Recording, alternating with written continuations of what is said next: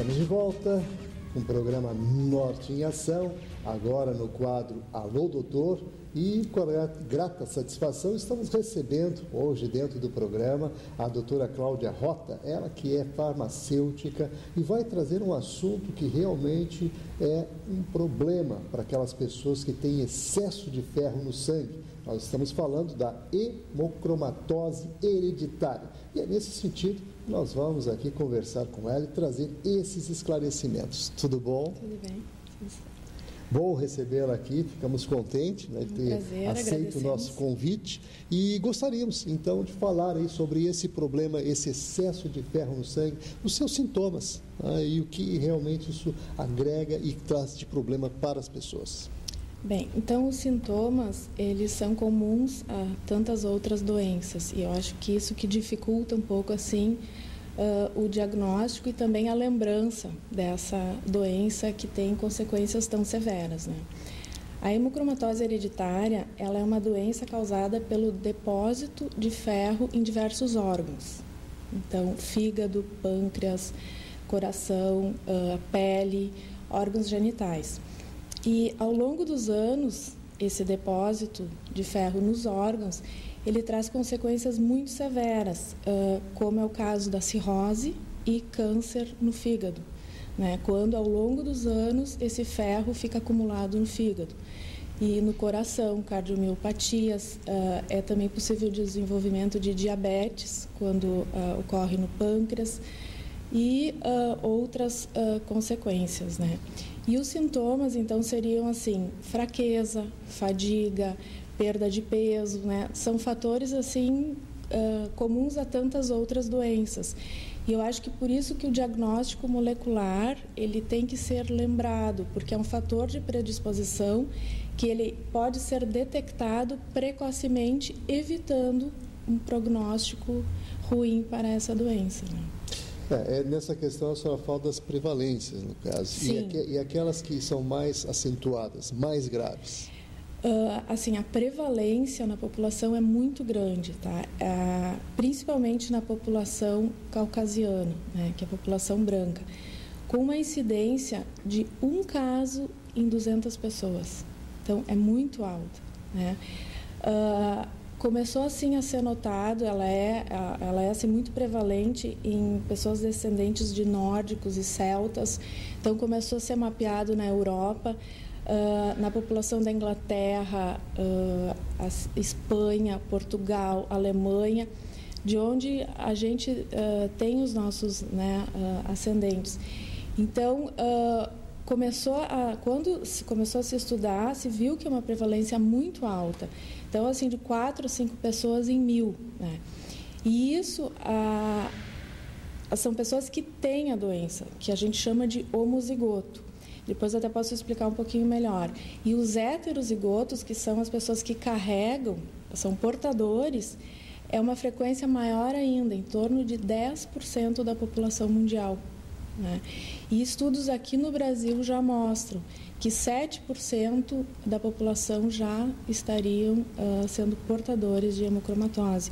Então, eu acho que daí vem a importância assim, de divulgar, né, a hemocromatose, porque até pelo fator genético, então, de estar transmitindo. E quando a gente fala de hemocromatose hereditária, a gente está falando da hemocromatose primária, hemocromatose genética, porque tem a hemocromatose secundária, que seria em decorrência de outros fatores, né? Múltiplas transfusões, anemias, então seria adquirida. E a gente está falando da hemocromatose hereditária, ou seja, herdada.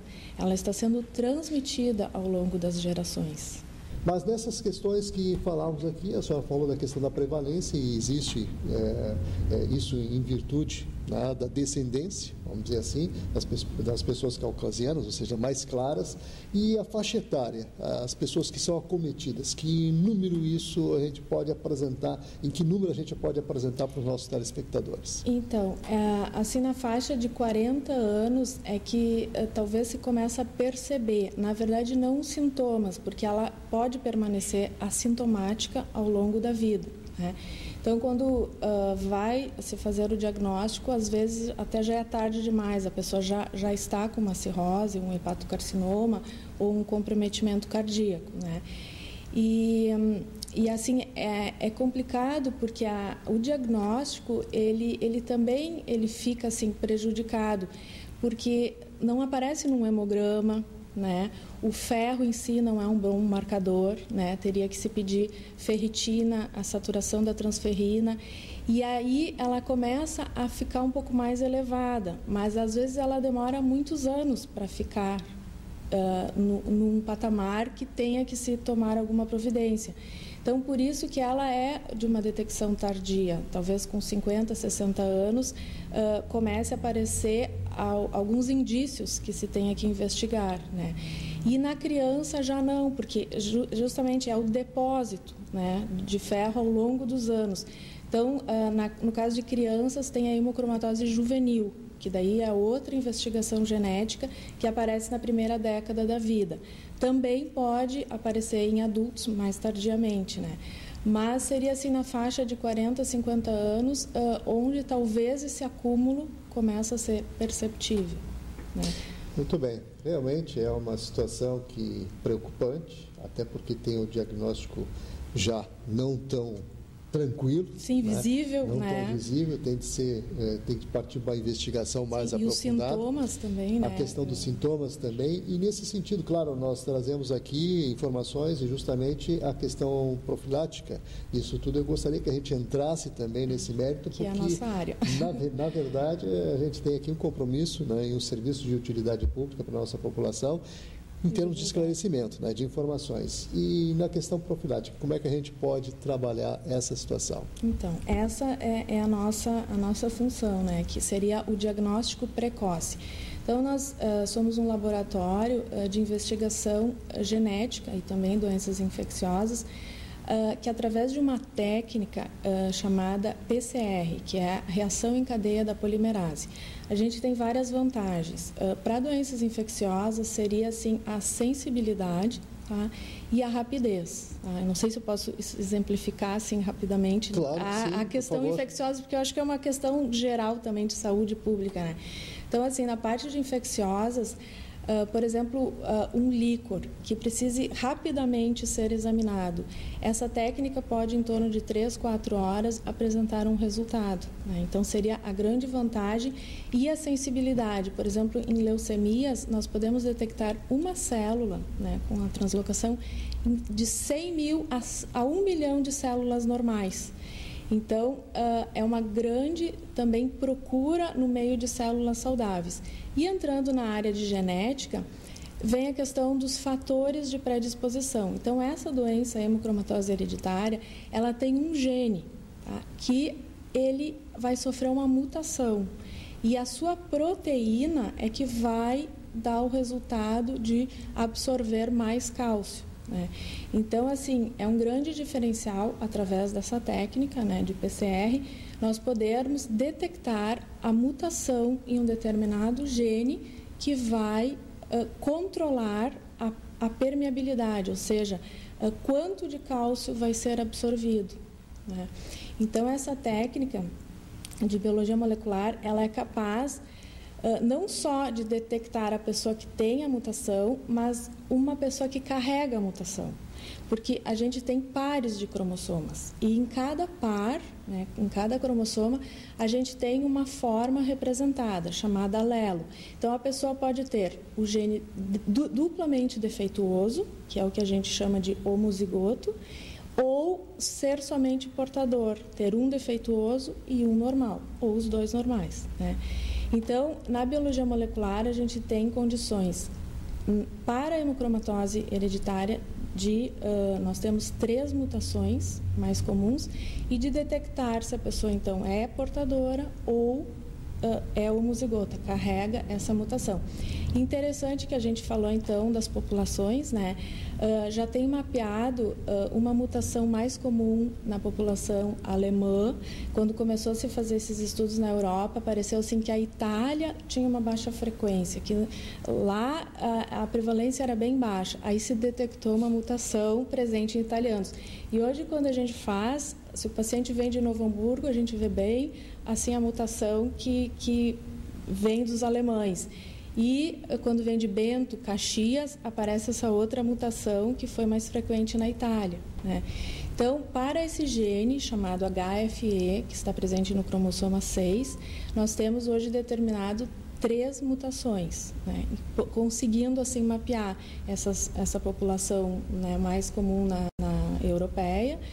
E também tem outros genes. A hemocromatose juvenil, que eu mencionei, que é mais comum então nas crianças, aparece na primeira década da vida.